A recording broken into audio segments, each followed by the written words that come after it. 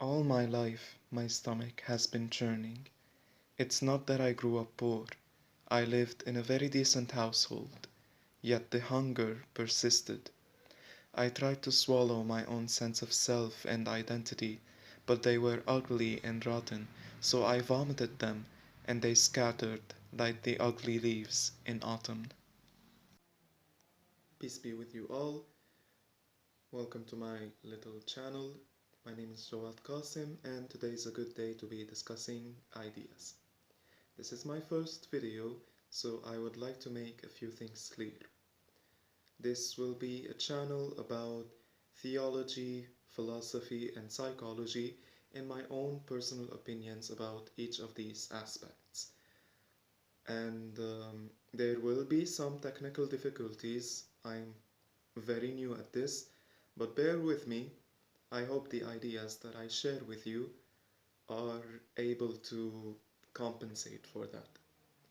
Today we are going to be talking about existentialism, yearning, love, religion, and finding purpose and meaning in our lives, and how all of these things are interconnected.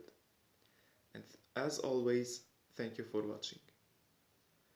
So, it doesn't take much thought to notice that the state of the world is bad in general. There are wars happening in Palestine and Gaza and Sudan, Congo, Yemen, Ukraine.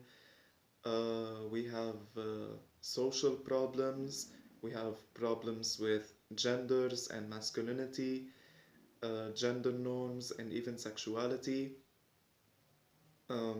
There seems to be a crisis of mental health and a significant rise in mental disorders. And in general, there's a collective trauma, or at least a reaction to many collective traumas that we have faced in the past. This leads us to our search for meaning and purpose, or if you don't want to put it that way, this is what leads us to our general feeling of being sad all the time. Now, how do the symptoms of this trauma manifest, if I may? You can see on the internet that everyone seems to be making bad decisions, having chaotic lifestyles, and there's this fetishization of sadness and sorrow and yearning in general. And it also gets manifested by certain aesthetics such as weirdcore or traumacore, whose main idea is escaping reality and trying to create, or at least drawn to, another one. And if you go outside, it pains me to notice that there will be always this feeling that no one is happy. Now, we try and cope with this trauma in various ways, and some coping mechanisms are healthy and some are not. And no matter what, there's always this sense of searching for something better or something higher than our current state of being. The interesting thing about this is if you study humanities, philosophy, or psychology, you would begin to notice that this has always existed with mankind. Particularly, there's a French psychoanalyst called Jacques Lacan who made a theory about this that sort of explains it in a psychoanalytical way, specifically in a structuralist way, because that's what Lacan was. He thinks that all of this is caused by one incident we had during our childhood, that incident being seeing ourselves in the mirror. The theory is called the mirror stage, And the idea is we are born with an uneasy feeling, or we might have a certain uneasy feeling, and we look in the mirror and the reflection we see does not capture the feeling that we have. So he thought that this conflict of not seeing what you feel or not seeing anything that reflects you goes on your whole entire life, where neither the imaginary, being our sense of self and our beliefs according to Lacan, nor the symbolic, being language, can't quite capture this feeling of uneasiness that we have. Now, it is in it is a good theory, but it doesn't quite scratch the surface. I think there's something even deeper than this. Lacan was a very amazing psychologist and psychoanalyst, and his works are very sophisticated and hard to read, and it took me a while to understand it, and I don't even think I understood it well. But I still have a feeling that this theory doesn't quite capture the essence of our suffering. I think our suffering is caused. It's something that we have control over because our suffering is systematic. It's caused by a certain system that we live in, not specific conditions or events. It's by a whole system that causes our suffering, and that system being capitalism.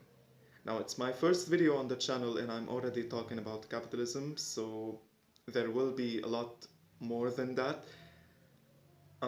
I think this system reduces human value to money and human relationships to being transactional.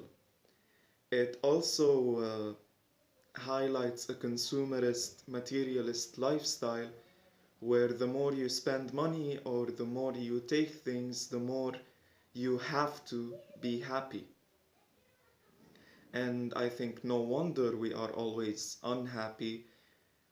We live in a system that tells us that you're supposed to be happy like this and that and that, when your body tells you that no, I am not happy with the way I'm living, I am not happy with the current state of the world, and your only consolation in a system like this is, well, buy more stuff, buy a self-help book or something, get a life, get a job. So it's very depressing, kind of, but it's true. It's the world we live in. Now, to be fair, money does technically make you satisfied with your life, but I don't think it makes you happy, and there has been scientific studies about it. Same thing with all other material things. They make you satisfied, but I don't think they make you happy, or at least content with life in general. They are not a source of meaning. They are not a source for satisfaction with how the world is. And the general question that we have to ask ourselves all the time to make sure of this is, are you happy? Now, imagine if this question was sort of changed a bit. Instead of asking you, are you happy? I would ask you, do you want to kill yourself? Or why did you not kill yourself yet? And instead of you being in your comfortable little house watching this YouTube video, you are in a concentration camp. This is the concept of logotherapy developed by Viktor Frankl, another psychologist who was more of an existentialist. And he thought that finding meaning and purpose in our lives is not a secondary need, it's quite literally primary, and we need it just as we need food and air and water. Otherwise, we would starve. And look at the world right now, look at the world around you. We are starved. We want, desperately crave meaning and something better to live for. He even went in as far as to say that some neuroses and mental disorders are caused by not finding meaning for the trauma the person is experiencing.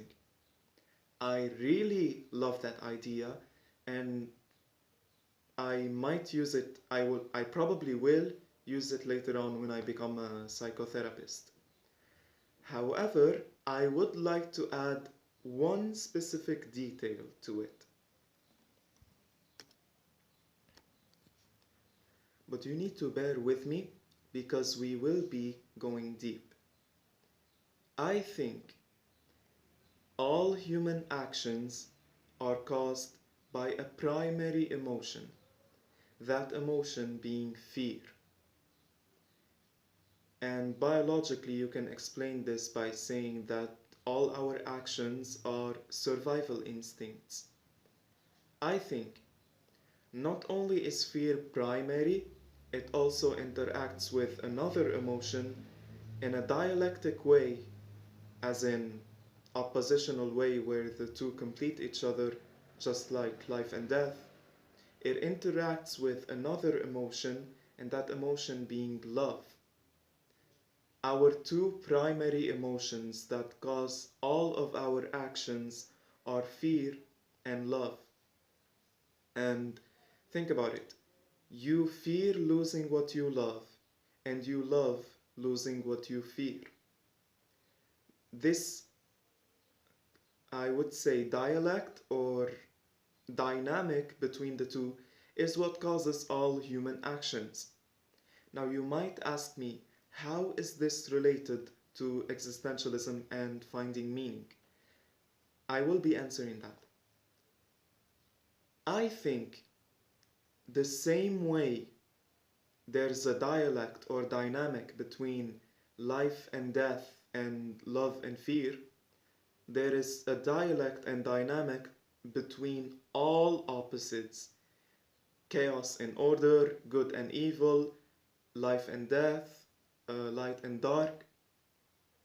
All opposites interact with each other in a dialectic way.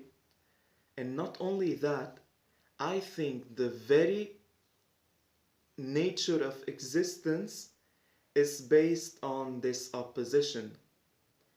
And this opposition is held by love. Love as a metaphysical force that ties the universe together. Because if I say to you now, between these opposites that I already mentioned, there is the divine masculine energy, not specifically divine, it's what's commonly known as the divine masculine energy and the divine feminine energy. These two are the same as life and death and light and dark and all of these things. And what ties them together is love. We live in a world where the fabric of reality, the necessity, is love. Now, if you look in Islam at the 99 names of Allah, specifically the name Al-Qayyum, it translates to that which everything depends on, or he who everything depends on, but he doesn't depend on anything.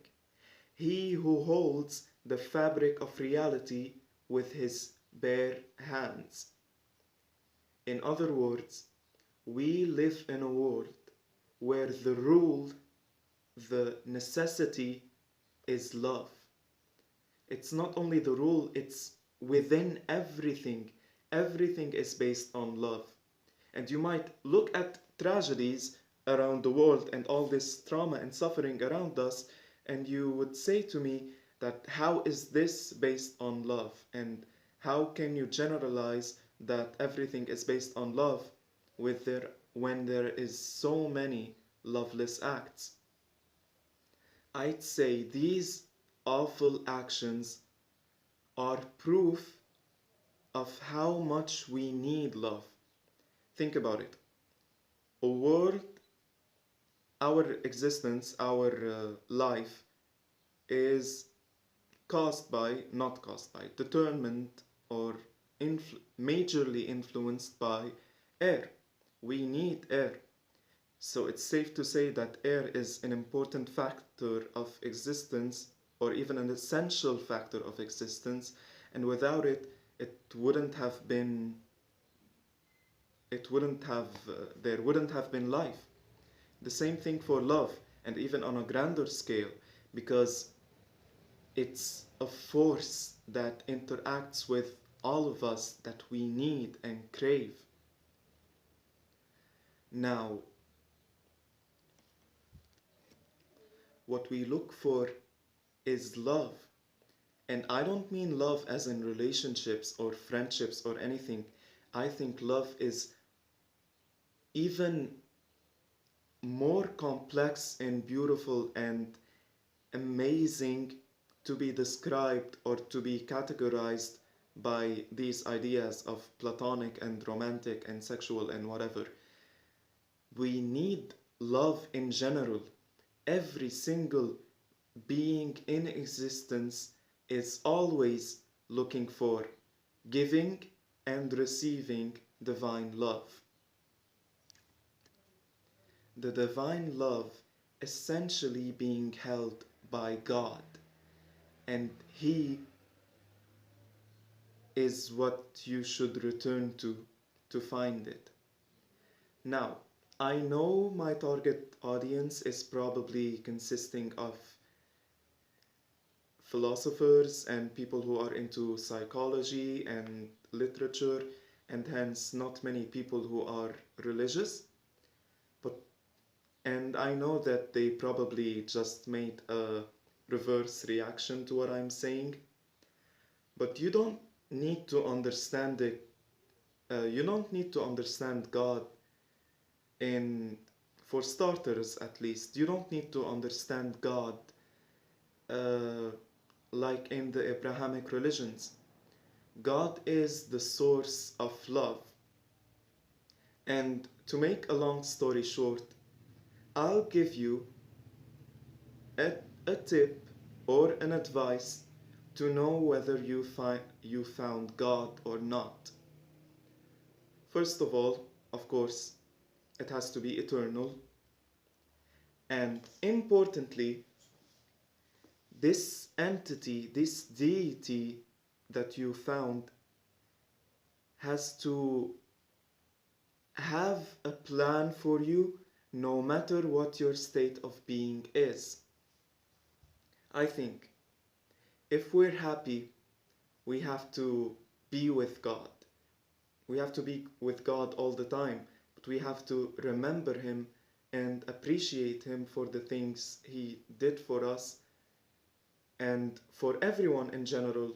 When we're happy, we're supposed to give because we are full of love, and it's selfish to keep it all to ourselves. If we're sad, we have to return to God again. We have to seek comfort and we have to seek love in general to feel better about ourselves. And there's nothing shameful about that. It's okay. We're human beings and we will have our weaknesses from time to time, but we stand together. We have to keep this force moving between each other. Now, most likely, we are not going to be just happy or just sad. We are complex beings. We have many emotions, maybe even oppositional emotions that happen all of the same time. So if there's an answer to happiness and there's an answer to sadness, the answer to when emotions conflict is just being. Maybe we just have to be. That's the answer itself. If we live under this love and we keep sharing it between each other, we it's not just that we will find what we are craving. And it genuinely baffles me how some people might reject this or be disgusted by this, if I may. It genuinely baffles me how some people wish to believe in something that makes them miserable in general, or in something that makes them feel lost, or being okay with not finding meaning. It is in our very nature. And what proves this is I always ask people who are not into analyzing life and its meaning. I would usually tell them that you will try and find meaning whenever you're depressed or sad and whenever you experience a certain trauma, because we need reconciliation. And it's not just about the answer. This is why I think this is the point I'm trying to get someone. We're we're not entirely rational beings. So what we're looking for isn't a rational answer or something materialistic that the mind comprehends. It's something even better than that. The the answer to what's the meaning of life is not just a single sentence. If it were that, it would be pretty much meaningless. The answer to what's the meaning of life is a lifestyle, is a combination of emotions and thoughts and feelings and actions. I don't, as a human being, I don't just need a rational answer or a certain philosophy or whatever.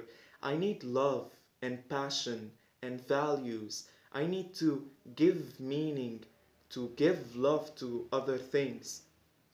You might say that, oh, you don't need God for that or whatever, but you would be so passionate about this thing if you, in your heart, believe that this deity exists. You would be so much more passionate about it. And I think this concludes our session for today. I hope you enjoyed the video. There will be much more of this yapping. Um, Please like and subscribe, leave a comment. I want to know your thoughts, of course, on this video. If there are any criticisms or technical difficulties, feel free to tell me as well, but remain respectful and suggest some ideas for future videos. I hope you have an amazing day. May God be with you. May peace be with you.